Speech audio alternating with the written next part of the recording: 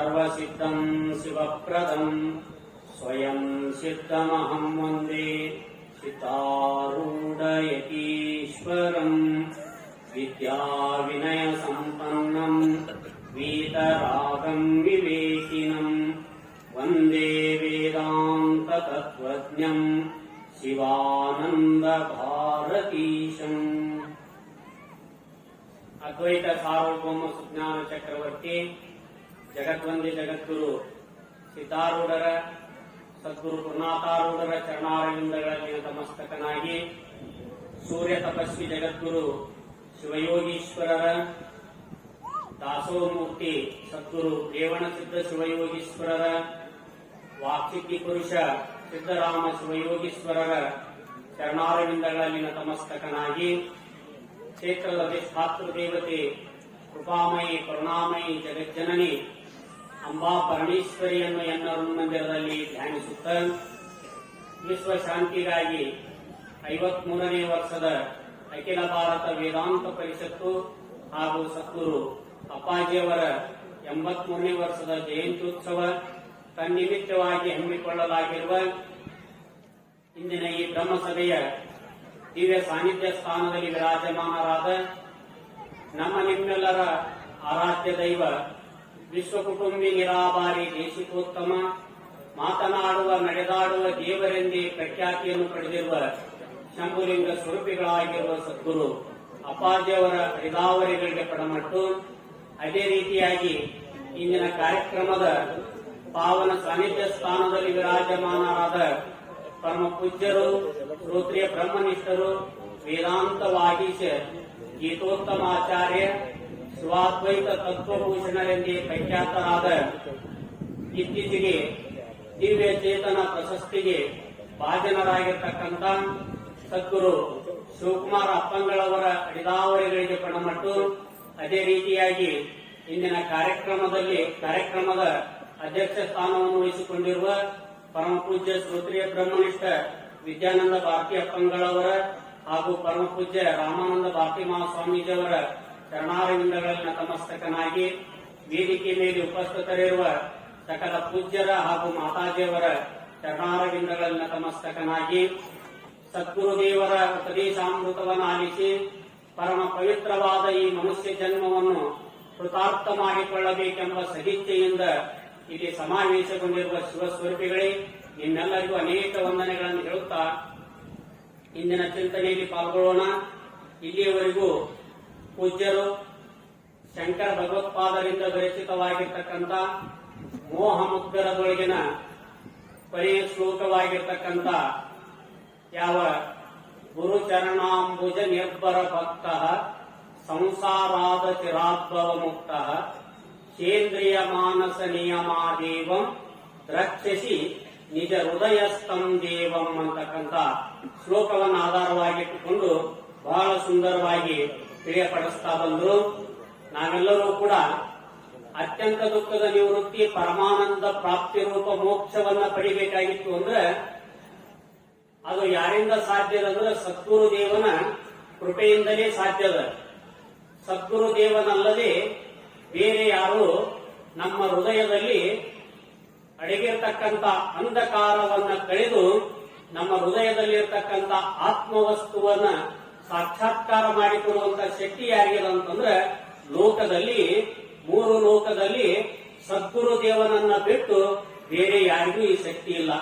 ಆದ್ದರಿಂದ ಇಲ್ಲಿ ಭಕ್ತನಾದಂತವನು ಆ ಸದ್ಗುರುನಾಥನ ಪಾದದಲ್ಲಿ ಅನನ್ಯವಾದ ಪ್ರೇಮವನ್ನು ಇಡಬೇಕು, ದೃಢವಾದ ಅಚಲವಾದ ವಿಶ್ವಾಸವನ್ನ ಗುರುವಿನಲ್ಲಿ ಇಡಬೇಕು. ಹೆಂಗಿಡಬೇಕು ಅಂದ್ರೆ ಗುರುಗೀತೆಯಲ್ಲಿ ಹೇಳ್ಕೊಂಡ್ಬಂದ್ರು, ಯಸ್ಯ ದೇವಿ ಪರಾಭಕ್ತಿ ಯಥಾ ದೇವೇ ತಥಾ ಗುರು ತಸ್ಯೇತೆ ಪ್ರತಿತಾ ಹೆತ್ತ ಪ್ರಕಾಶಂತೆ ಮಹಾತ್ಮನ ಅಂತ ಗುರುಗೀತೆಯಲ್ಲಿ. ಯಸ್ಯ ದೇವಿ, ಹೇ ಪಾರ್ವತಿ, ಗುರುವಿನಲ್ಲಿ ಎಂತ ಭಕ್ತಿಯನ್ನ ಇಡಬೇಕು ಅಂತಂದ್ರೆ ಪರಾಭಕ್ತಿ. ಹೇಗೆ ಭಗವಂತನಲ್ಲಿ ಈಶ್ವರನಲ್ಲಿ ನಾವು ಅನನ್ಯವಾದ ಭಕ್ತಿಯನ್ನ ಇಟ್ಟಿರ್ತೀವಿ, ಅದೇ ಭಕ್ತಿಯನ್ನ ಎಲ್ಲಿಡಬೇಕು ಅಂತಂದ್ರೆ ಸದ್ಗುರುನಾಥನ ಚರಣದಲ್ಲಿ ಇರಬೇಕು.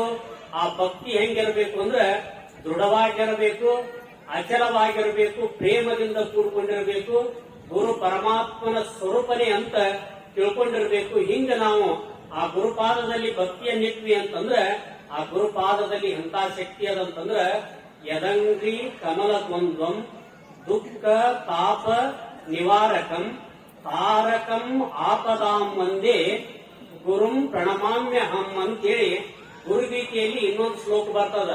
ಆ ಗುರುವಿನ ಯದಂಗ್ರಿ ಕಮಲ ದ್ವಂದ್ವಂ, ಆ ಸದ್ಗುರು ದೇವನ ಎರಡು ಚರಣ ಕಮಲಗಳಲ್ಲಿ ಎಂತ ಶಕ್ತಿ ಇದೆ ಅಂತಂದ್ರೆ ನಮ್ಮ ಜೀವನದಲ್ಲಿ ಬರ್ತಕ್ಕಂತ ಹೇಳಿದ್ರು ದುಃಖ ತಾಪ ನಿವಾರಕಂ. ನಮ್ಮ ಯಾವ ದುಃಖಗಳದಾವು ಸಂಸಾರದಲ್ಲಿ ಬಂದಿರತಕ್ಕಂತ ದುಃಖಗಳನ್ನ ಕಷ್ಟಗಳನ್ನ ಕಳೆಯುವ ಶಕ್ತಿ ಆ ಗುರುಪಾದದಲ್ಲಿ ಅದ. ತಾಪದಲ್ಲಿ ಸಂಸಾರ ಕೂಪದಲ್ಲಿ ಬಿದ್ದವರು ಕಾಪಟ್ಯ ಒಳೆದು ಗುರುಪಾದ ಸೇವೆಯೇ ಸೋಪಾನ ಅಂತ ಇನ್ನೊಂದ್ ಕಡೆ ಹೇಳ್ಕೊಂಡು ಬಂದಿದ್ದಾರೆ. ಆ ಸದ್ಗುರುನಾಥನಲ್ಲಿ ನಾವು ಎಲ್ಲ ಅಹಂಕಾರಾಭಿಮಾನವನ್ನು ಬಿಟ್ಟು ಆ ಗುರುವಿನಲ್ಲಿ ಅನನ್ಯವಾದ ಪ್ರೇಮವನ್ನ ಇಟ್ಟಿವಿ ಅಂತಂದ್ರೆ ಆ ಗುರುನಾಥ ಏನ್ ಮಾಡ್ತಾನೋ ಅಂತಂದ್ರೆ ನಮ್ಮ ತಾಪವನ್ನ, ನಮ್ಮ ದುಃಖವನ್ನ, ನಮ್ಮ ಅಜ್ಞಾನವನ್ನ ಕಳೆದು ನಮ್ಮನ್ನ ಈ ಭವದಿಂದ ಮುಕ್ತನನ್ನಾಗಿ ಮಾಡ್ತಾನ. ಅದಕ್ಕೆ ಹೇಳಿದ್ರು ಗುರು ಚರಣಾಂಬುಜ ನಿರ್ಭರ ಭಕ್ತ ಸಂಸಾರಾತ್ ಅಚಿರಾದ್ಭವ ಮುಕ್ತ. ಈ ಸಂಸಾರ ಅಂತಂದ್ರ ಈ ಜನ್ಮ ಮರಣ ರೂಪವಾಗಿರ್ತಕ್ಕಂಥ ಯಾವ ಸಂಸಾರದ ಈ ಭವಬಂಧನದ ಈ ಭವಬಂಧನದಿಂದ ಆ ಸದ್ಗುರುನಾಥ ಅತಿ ಶೀಘ್ರದಲ್ಲಿ ನಮ್ಮನ್ನ ಏನ್ ಮಾಡ್ತಾನು ಅಂತಂದ್ರ ಮುಕ್ತರನ್ನಾಗಿ ಮಾಡ್ತಾನ. ಮತ್ತೇನ್ ಹೇಳಿದ್ರು ಅಂತಂದ್ರ ನಾವು ಸಾಧ್ಯವಾದ ಮೋಕ್ಷವನ್ನ ಪಡೆಯಬೇಕಾಗಿತ್ತು ಅಂದ್ರೆ ಅದಕ್ಕೆ ಸಾಧನವನ್ನ ಹೇಳಿದ್ರು. ಏನು ಸಾಧನ ಅಂದ್ರ ಮೊದಲು ಗುರುಪಾದದಲ್ಲಿ ಅನನ್ಯವಾದ ಪ್ರೇಮವನ್ನು ಇಡಬೇಕು, ದೃಢವಾದ ವಿಶ್ವಾಸವನ್ನು ಇಡಬೇಕು. ಭಕ್ತಿ ಇದೇ ಮೊದಲನೇ ಸಾಧನ. ಆಮೇಲೆ ಎರಡನೇ ಸಾಧನ ಏನು ಅಂತಂದ್ರೆ ಸೇಂದ್ರಿಯ ಮಾನಸ ನಿಯಮಾದೇವಂ. ಮತ್ತೇನ್ ಮಾಡಬೇಕು ಅಂತಂದ್ರೆ ನಮ್ಮ ಮನಸ್ಸಹಿತವಾಗಿ ದಶೇಂದ್ರಿಯಗಳನ್ನ, ಪಂಚ ಜ್ಞಾನೇಂದ್ರಿಯಗಳನ್ನ, ಪಂಚ ಕರ್ಮೇಂದ್ರಿಯಗಳನ್ನ ನಾವು ನಿಗ್ರಹ ಮಾಡಿಕೊಂಡು ಗುರುಪಾದದಲ್ಲಿ ಅನನ್ಯವಾದ ಭಕ್ತಿಯನ್ನ ಇಟ್ಟಿದ್ದಾದ್ರೆ ಆ ಗುರುನಾಥ ನಮಗೇನ್ ಮಾಡ್ತಾನು ಅಂತಂದ್ರೆ ದ್ರಕ್ಷಸಿ ನಿಜ ಹೃದಯಸ್ಥಂ ದೇವಂ. ನಮ್ಮ ಹೃದಯದಲ್ಲಿರ್ತಕ್ಕಂಥ ಆತ್ಮವಸ್ತುವಿನ ಸಾಕ್ಷಾತ್ಕಾರವನ್ನ ಆ ಸದ್ಗುರುನಾಥ ಮಾಡಿಕೊಡ್ತಾನ. ನಮ್ಮ ಹೃದಯದಲ್ಲಿರ್ತಕ್ಕಂಥ ಆ ಪರಬ್ರಹ್ಮವನ್ನ ನಾವು ತಿಳಿಯಲಿಕ್ಕೆ ಸಾಧ್ಯದ. ಗೀತೆಯಲ್ಲಿ ಪರಮಾತ್ಮ ಹೇಳ್ಕೊಂಡು ಬಂದಿದ್ದಾನ, ಈಶ್ವರ ಸರ್ವಭೂತಾನಾಂ ಹೃದ್ದೇಶೆ ಅರ್ಜುನ ತಿಷ್ಠತಿ ಭ್ರಾಮಯನ್ ಸರ್ವಭೂತಾನ್ ಯಂತ್ರಾರೂಢಾನಿ ಮಾಯೆಯ ಅಂತ ಗೀತೆಯಲ್ಲಿ ಪರಮಾತ್ಮ ಹೇಳಿದ ಹಾಗೆ ಈಶ್ವರ ಸರ್ವಭೂತಾನ ಪರಮಾತ್ಮ ಎಲ್ಲಿದಾನಂದ್ರೆ ಎಲ್ಲಾ ಕಡೆ ವ್ಯಾಪಕ ಅದಾನ. ಅವನು ಅಖಿಲಾಂಡ ಕೋಟಿ ಬ್ರಹ್ಮಾಂಡ ನಾಯಕ. ಹೀಗೆ ಒಂದು ಹಸುವಿನ ಮೈತುಂಬ ಎಲ್ಲ ಹಾಲಿರ್ತಾವ, ಆದ್ರೆ ಅದರ ಪ್ರಾಕಟ್ಯ ಸ್ಥಳ ಎಲ್ಲಿದ ಅಂತಂದ್ರೆ ಸ್ತನದಲ್ಲಿ ಹಾಲು ಬರ್ತಾವ.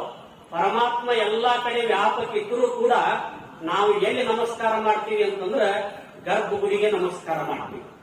ಯಾಕಂದ್ರೆ ಭಗವಂತನ ಪ್ರಾಕಟ್ಯ ಆಗಲಿಕ್ಕೆ ಅವು ವಿಶೇಷವಾದ ಸ್ಥಳ. ಹಂಗ ಆತ್ಮ, ಆ ಪರಮಾತ್ಮ ಎಲ್ಲಾ ಕಡೆಗೂ ವ್ಯಾಪಿಸಿಕೊಂಡಿದ್ದರೂ ಕೂಡ ನಮ್ಮ ಹೃದಯದಲ್ಲಿ ಅವನನ್ನ ಕಾಣತಕ್ಕಂತ ಯಾವ ಸ್ಥಾನ ಈ ಹೃದಯದ.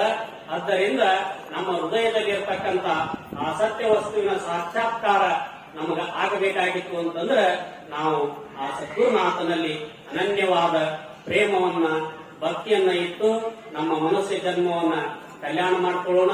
ಇಂತಹ ಸದ್ಬುದ್ಧಿಯನ್ನ ಸದ್ಗುರು ಅಪ್ಪಾಜಿಯವರಿಬ್ಬರು ನಮ್ಮೆಲ್ಲರೂ ಕೊಟ್ಟು ಕಾಪಾಡಿ ಅಂತ ಹೇಳ್ತಾ ನನ್ನ ವಾಕ್ಯವನ್ನ ಸದ್ಗುರುದೇವನ ಸನ್ನಿಧಾನದಲ್ಲಿ ಸಮರ್ಪಿಸುತ್ತೇನೆ.